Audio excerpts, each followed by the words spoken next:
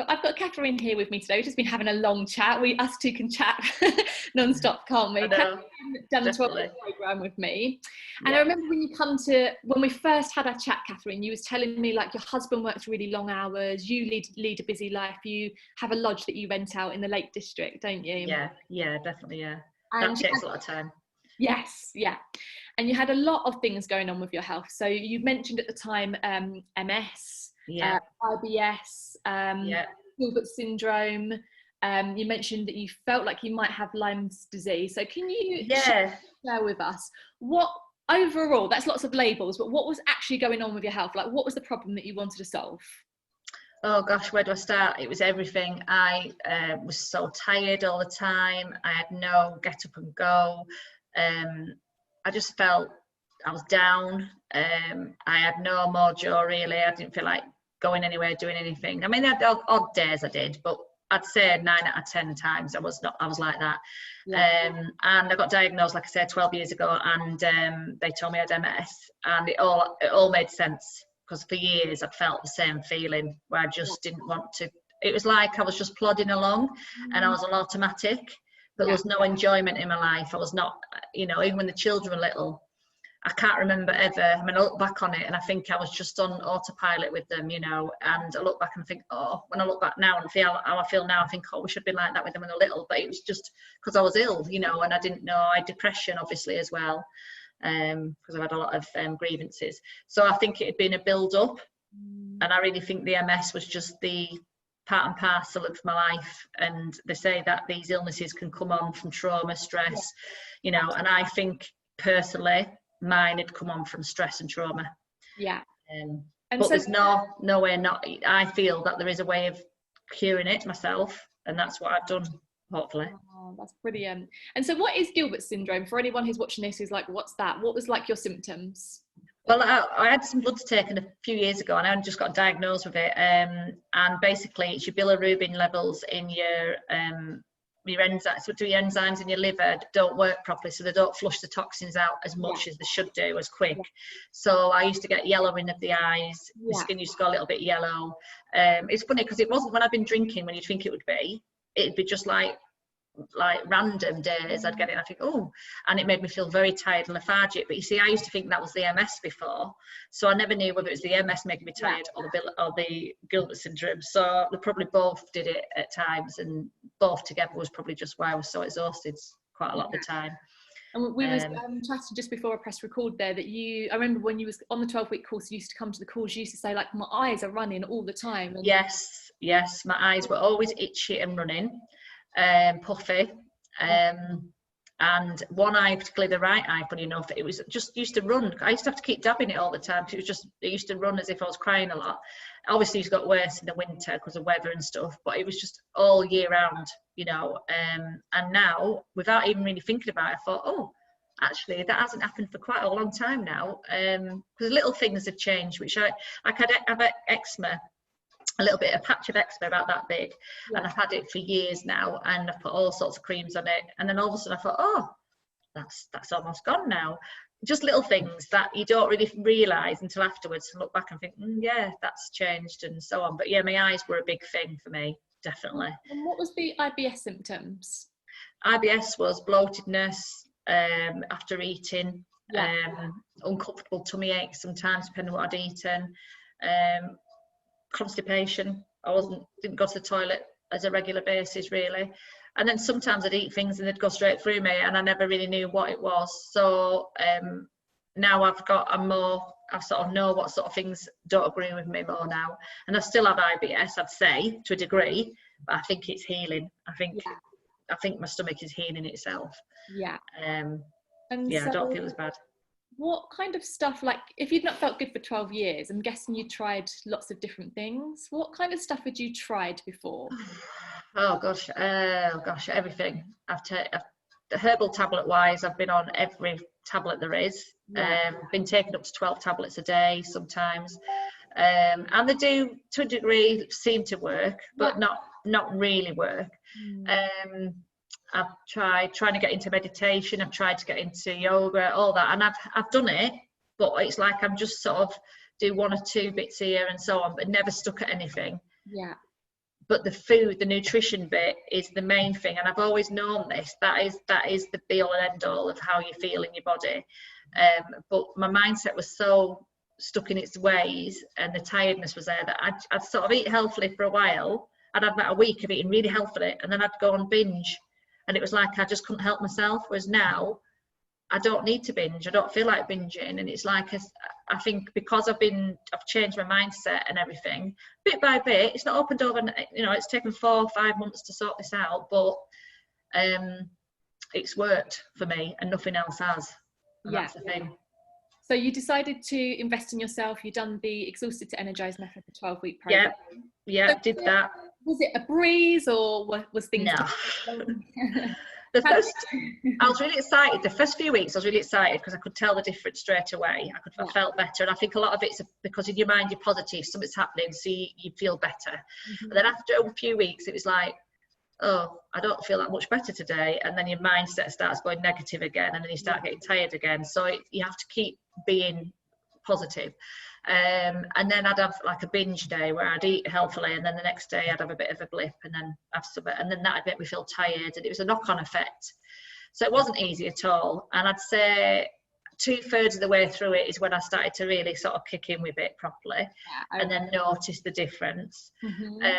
But what I think was the thing was if something come along that was stressful, and I had a lot of things going on with my lodge and everything at the time, and lots of things happening, it's like once I had too much going on, I couldn't concentrate on the food I was eating, and it's like I couldn't do it all. I couldn't menu plan, I couldn't do anything. So I'd have a bit of a breakdown, not a breakdown, but I'd have a bit of a blip there where I'd think, oh, I can't be doing this, and go off it a bit. But I persevered, and doing this other detox thing as well. I just literally have come out the other end now, and it's been all completely worthwhile. And yeah, it's the only thing that's worked for me. And now I actually don't feel like saying I've got MS. If I say I'm recovering from MS. That's what I say, recovering from it. That's fantastic. I love hearing that. And so when we first chatted, these are some of the things that you said that you really wanted. So I always ask women on the phone, like, what are your goals? And I remember you saying, I want to be able to like wake up easily in the morning. So has that happened for you now? Yeah, I wake up refreshed. I get out of bed, do an hour's yoga, tidy the house, have a shower, wash my hair, and I'm all done by 10:30 now, 10 o'clock, everything. Even the dogs walked quite often as well at that time. Whereas before, I wasn't getting out of bed till 10 o'clock. Right. I was waking up tired. I'd do a bit, and then I'd have to sit down, and then I couldn't be bothered. It's like now, completely changed. It's like a completely different lifestyle now, completely. Yeah. And I also remember you saying that you wanted to be able to go out on walks, and you've now said going like on an hour or two. I love walking. I love it. I love going in the woods. I love going by the sea. I love being out in nature. But I used to go for walks maybe 2-3 times a week and be tired. Now it's like it's just part of a normal day to go for at least an hour walk a day, at least. And like I've done more than that recently on holiday, and that been away a few times, and we've been for longer walks. And I normally used to feel really tired, but now I was always having a cat nap as well in the afternoon. That's completely gone. I used to always feel tired about 2 or 3 and have to sleep for an hour. This has been going on for years. But now, I'm not saying I don't feel a little bit tired sort of mid-afternoon, but it doesn't, not enough. I couldn't just close my eyes and fall asleep, whereas I used to be able to fall asleep on a washing line before.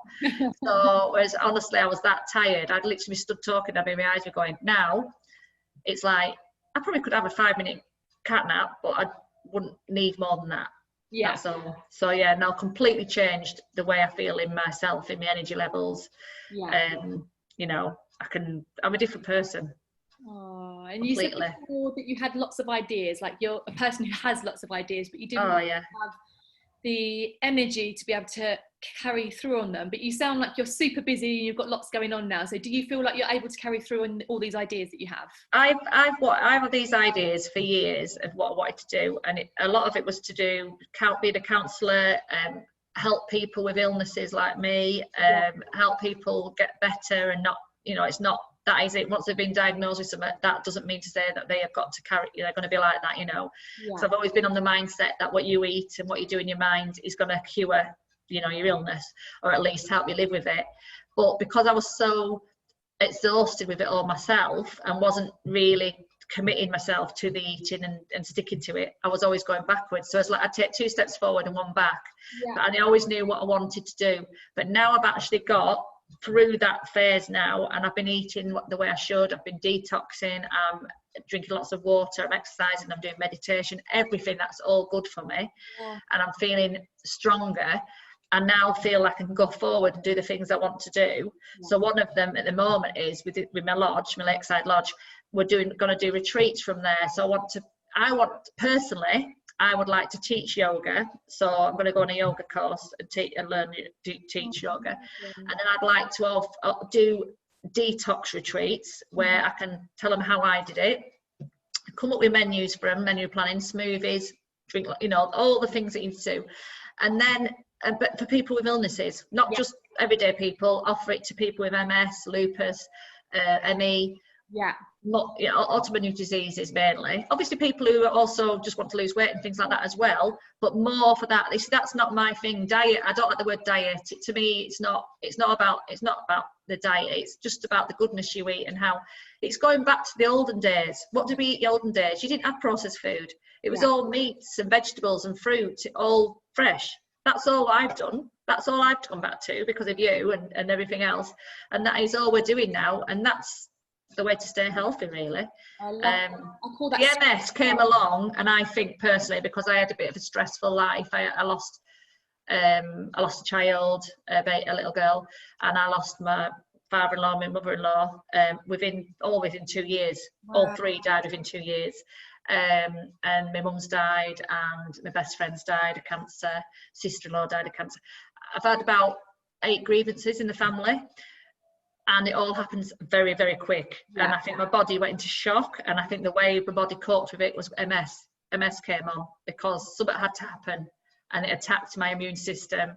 And I think now, because I feel stronger, I've healed myself, and I'm going to move forward, and I'm hoping to help other people with the same problem. And just having the lodge is just a bonus, really. I mean, that's not, you know, I didn't get it for that. I mean, we got it because I worked there, but that will be an extra bonus. And that's my journey as well. It was my journey to heal myself. And to I believe in fate. Everything's for a reason. And to go on and to help other people. And I was just saying, I call it spreading the love and sharing the knowledge, and so happy that you are planning on doing that. Just before we wrap up, very exciting. It's very exciting. Just tell us a little bit about, you were saying that your mindset has really shifted. So your mind used to go to the negative, but really that's changed now. So tell us a little bit, for anyone that's watching, about that and how that's working for you. I used to, like for instance, I used to feel guilty about things a lot. I used to think, oh, I should have done this, I should have done that, blah, blah. Now, instead of saying things like that, I just think, well, it doesn't matter. You know, I'm still a good person. I've got nothing to feel guilt for. And I think because I've changed my mindset of thinking more positive than negative, then your body starts to react to it, and then everything does become positive. I don't put myself down like I used to. I used to always say to myself, I'm so annoyed with myself. Why can't I do this? And I should be able to do this. I don't do that anymore. And that's changed my mindset, I think, definitely. I don't feel, I say to myself, I'm a good mum. You know, I used to say to myself, because I was tired and in bed a lot with my MS, oh gosh, I'm not doing my children any good, and blame myself a lot. And that guilt lays heavy in you. Now, I just go back to myself, I just say to myself, I'm just having a bit of a tired day today. It's one of them things. But I'm a really good mum. I do all this other stuff, you know, I am, you know, and I think the more you say it, the more you believe it, and then it manifests in your body, and then you start feeling better. I think if you start thinking positive, negative things, oh, wish I could have done that, then your body starts to go negative, and you start to feel tired, and you feel, you know, so it is a lot. It's to do with your mindset as much as the eating as well, definitely. And you said you realised that the old stuff wasn't working, and you couldn't keep the old stuff, and you kind of kept thinking of the future that you needed to do. Because it's a comfort blanket. The old stuff was a comfort blanket. I mean, even the littlest things like the ironing. I used to let the ironing pile get up and do like a big load of ironing. But then I'd suffer for days because I've been stood up for hours. Well, now I just, as I dry it, I'll fold it up and I might iron it there and then. And just little things I've shifted, little things. I've changed every little thing in my life. I've changed a little bit. And it's made my life easier.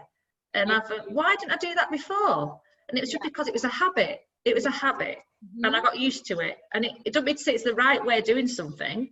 It was just my old habit. And now, like, I mean, I've got organised. I'm more organised than I've ever been. Yeah. I'm never going to be the best, you know. I'm not one to get on time with places. I'm always a bit late to places, and that's me.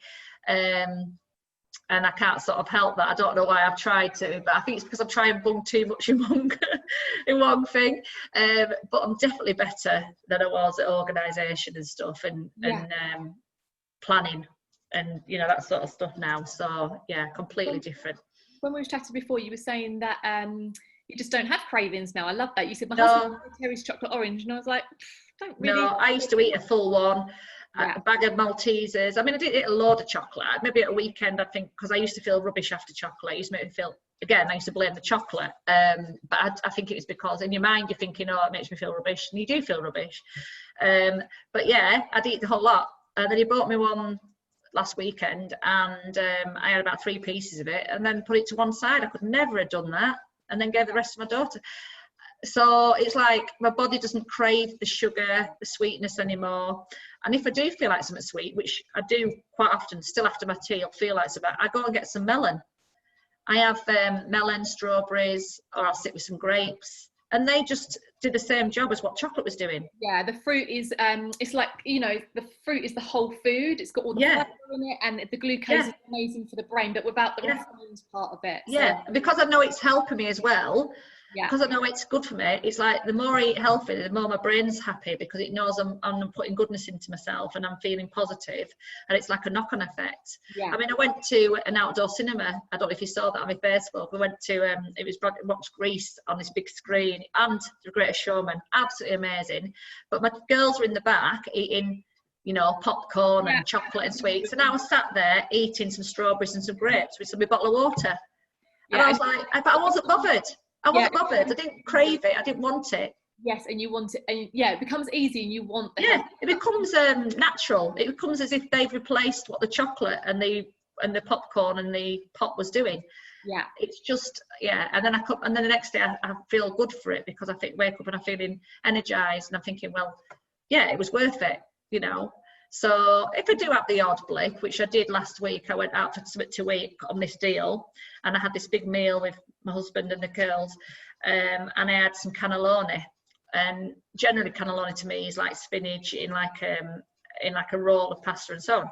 It came like lasagna, but it was absolutely covered in cheese. Oh, okay. So it was so filling, and within an hour I was on the toilet for 2 hours in agony, straight through me. So I just now think to myself, right, well, if I go out, you know, just have salad, or just have something, you know. I'm not saying I won't have stuff, but don't have the things that you know are going to aggravate.